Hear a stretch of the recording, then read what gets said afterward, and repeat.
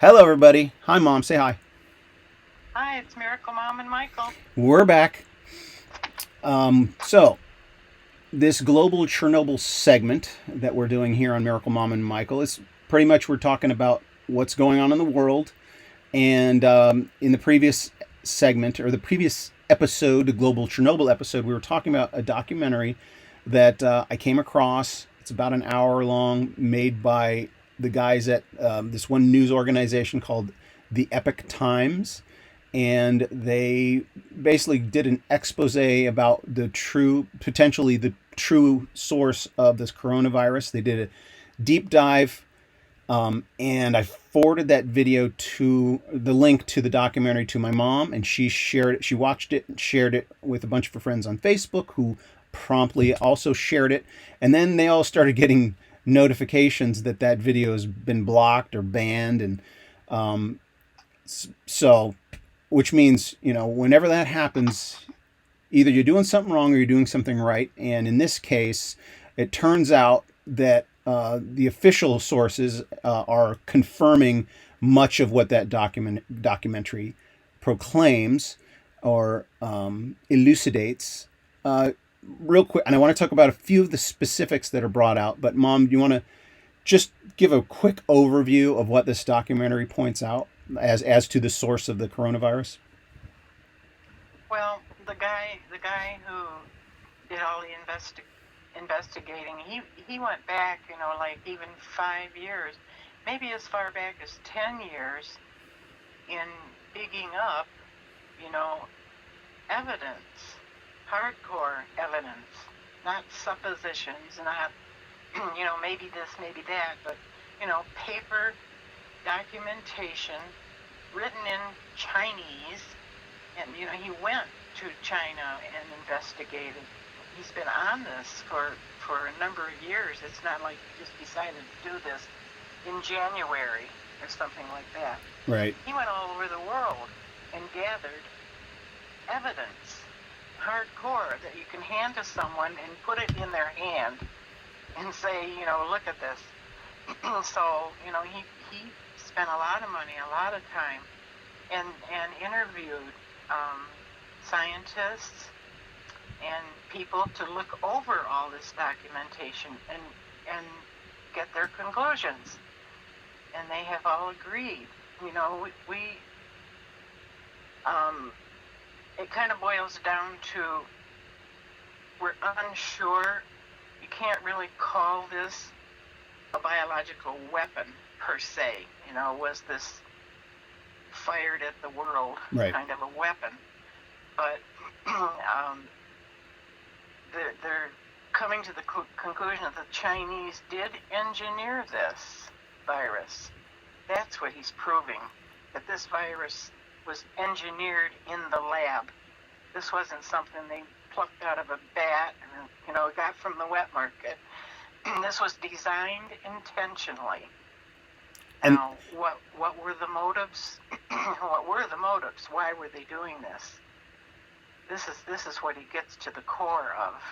Anyway, you can take it from there. well, that's right. I mean, that's the most controversial part of this documentary, is that the implication that this virus was bioengineered rather than that it, well, what we've been hearing from the media is, oh, it came from a wet market. These dirty markets, these viruses just, they mutate, and and then they get transferred to humans, and that's how it spreads. But the problem is, everybody agrees, the consensus is that the virus was transferred from bat to human, and these wet markets don't even sell bats. So the consensus is, and the older research is, these particular scientists who've been researching coronaviruses. This isn't the first coronavirus. It's like, there's been multiple coronaviruses that have even caused, epidemics in different parts of the world at different times. But that this particular virus, because the lab itself was just pretty much sloppy, they didn't follow the strict Right. safety measures. So that's the question. It's like, either it was intentional, or it was just incompetence. And it actually doesn't Right. matter which one it was. Whether Right. if it's intentional, then they're evil. But if they're incompetent, it's just as Right. bad. And but they were also intentional about covering it up. All right, so it's either way. There's bad actors that are responsible for 90%, 95% of the deaths on the planet as a result of this virus were due to ineptitude or malevolence. But Right. this documentary basically says, it doesn't assert, or it doesn't declare that this was intentional, No. but it does insinuate or intimate that there was engineering going on, that they were studying coronaviruses and splicing or potentially taking pieces of other viruses and Right. engineering a virus. That they do an analysis of the different sections of the virus. Virus, like any cell, whether it's a single-celled organism or a virus, they're very it's complex machinery and information transfer, and so it's they can analyze the different parts of the genetic structure. And in their analysis, and they show it in the documentary, that there is a large similarities, upwards of 85 to like 93 or 97% similarities between this virus and previous viruses. But then there's a few places genetically that they see a 100% identity. And when you see something that's when you see identity, something that's 100% the same as a structure in another organism, that is, they insinuate that is a sign of engineering, that was actually a Right. piece of another virus that was taken out of it and spliced into this virus. And Because they know that doesn't just happen right, in nature. it doesn't, because mutations are 99.9999999% uh, disadvantageous. In other words, mutations Right. always harm the organism and lead to death, or the organism not reproducing. and Right. and so to see something so perfectly replicated in another structure indicates that it was an intelligence. It was somebody actively and intentionally Right. messing with the genetic code of this virus. And one of the viruses they're talking about is the HIV virus. They are saying there are Right. 100% correlations in certain portions of this virus that are exactly the same as the HIV virus.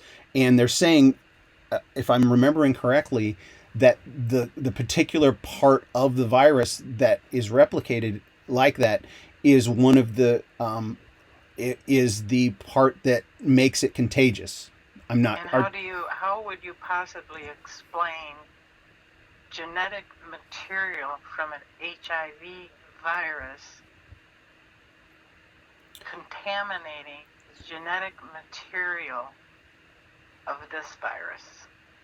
It sounds like science fiction, but the fact of the matter is, our scientists, we have virus labs in the United States of America as well that are doing the same stuff. They're looking at, Well, sure. genetic makeup of viruses, and so it's not science fiction. But the scary part is when it falls into the wrong hands, and Right. when it's done.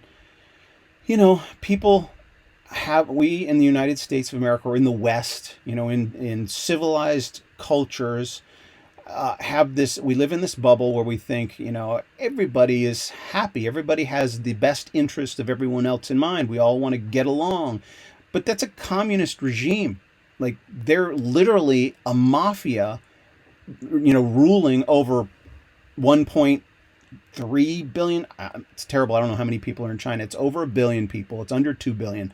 It's 1.3. Yeah, so 1.3 billion people that are essentially ruled by a mafia gang, a gang of corrupt leaders. And the first victims here are the Chinese people. I mean, Exactly. these incredible scientists and doctors, some of them will never hear from again, right? They've disappeared. No, They've been they've disappeared. their research is being deleted from official websites, and it's unfortunately, well, fortunately for us, but unfortunately for the communist regime, it's impossible to keep this information dark forever. And Right. so the truth is coming to light, and this documentary is just one of many, many people on the trail of the truth. And hopefully Facebook will will have a turnabout. Hopefully these big tech companies that have been in bed with China I will doubt it. wake up and well, I mean, our culture is dramatically changed. We're literally at the beginning of a dramatic change in our culture. I mean, we've never shut down our economy before, and we have for this, and somebody has to pay for it, right? Even though Oh yeah. there's plenty of political dissent in our country, but the truth remains the vast majority of people understand that the Chinese communist regime is responsible for the global economic crisis. Never mind the virus and the people dying, but the Yeah. economic crisis that is upon us right now. We're just at the beginning of that. And so, defunding the World Health Organization, or at least, stopping until a further review is done, that's sending shockwaves. Pulling out of the world, potentially out of the World Trade Organization, or there's a lot of changes happening. People are pulling their businesses out of China because they realize the supply chain was cut off for essentials, like essential needs that governments around the world, they were dependent upon a communist regime. How stupid is that? But we've been lulled to sleep, and now we're awake. And so Yeah. I think, getting back to one of our other topics, I think the people of China um, are have been living under this oppressive regime for too long, and I think a big change is coming. I think China just has been a bad actor for too long, and I think things are going to move in the right direction. Anyway, that's my eternal optimism speaking. Right. All right, well, I think that's enough for this segment, unless you have anything you'd like to add. No, I think we've covered it pretty well. All right, wrapping it up here. Say bye, Mom. Goodbye, everybody. Bye, everybody. Thanks for watching. And remember, every time you do, you witness a miracle. Mom was supposed to die in December of 2019. Now, every breath she takes is a gift from God. If this video is encouraging to you, share it with someone you care about, and don't forget to subscribe by clicking this button right here. Right here somewhere. Right in here. This button. This thing. It's like right here.